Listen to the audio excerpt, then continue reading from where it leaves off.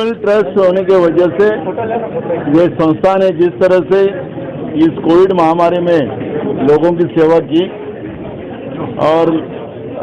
लोगों की लूट नहीं की, क्योंकि कई हॉस्पिटल चैरिटेबल ट्रस्ट रहने के बाद भी लोगों की लूट करते हैं, उनको त्रासदी देते हैं। लेकिन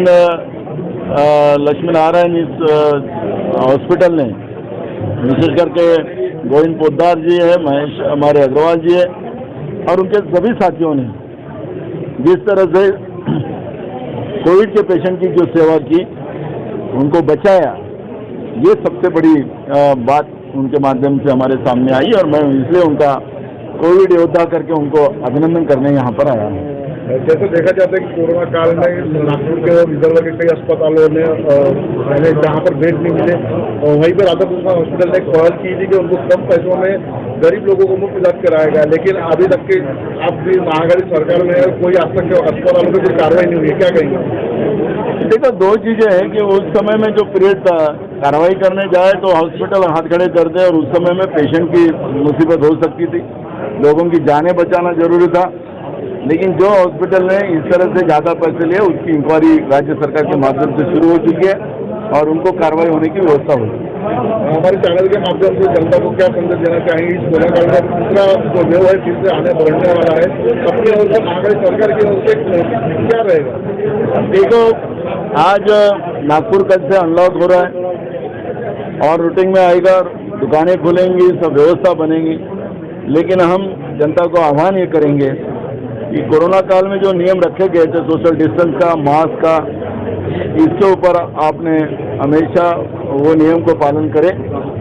डिस्टेंसिंग जो है इससे भी भारी रहने वाली है, ऐसा हमारे साइंटिस्ट कहते हैं और इसलिए उससे ज़्यादा से ज़्यादा लोग बचें और ये बीमारी हमारे नागपुर शहर में, हमारे महाराष्ट्र में ना आए,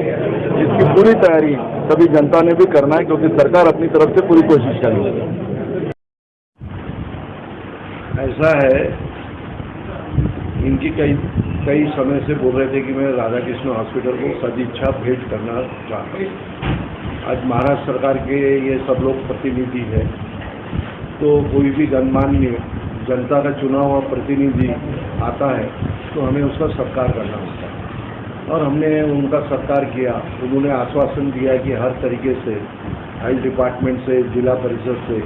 हम राधा कृष्ण हॉस्पिटल को, नागपुर और रामटेक को सहयोग करेंगे। इनके सहयोग से मरीजों की सेवा बढ़ जाती है। इन्होंने मशीन देने का भी बोला है, महात्मा फुले स्कीम लाने का बोला है। यदि महात्मा फुले स्कीम आती है तो हर लाखों लोगों को इसका लाभ मिलेगा और इनके आने से या किसी भी पार्टी के राजनीतिक कार्यकर्ता आते हैं, चाहे हमारे यहाँ तो सभी पार्टी के आते हैं, राष्ट्रीय कांग्रेस हो, शिवसेना हो या बीजेपी भारतीय जनता पार्टी हो, हम या कांग्रेस हो, सबका सत्कार करना हमारा लक्ष्य होता है। हम लोग तो राजनीतिक पार्टी के कार्यकर्ता नहीं है, पर सभी राजनीतिक के जो अच्छे लोग होते हैं वो सामाजिक कार्यकर्ता होते हैं और सामाजिक कार्यकर्ता को बुलाने का और उनका सत्कार करने का और ये ईश्वर से सदिच्छा भेंट दी, इसलिए मैं उनका आभार व्यक्त करता हूँ।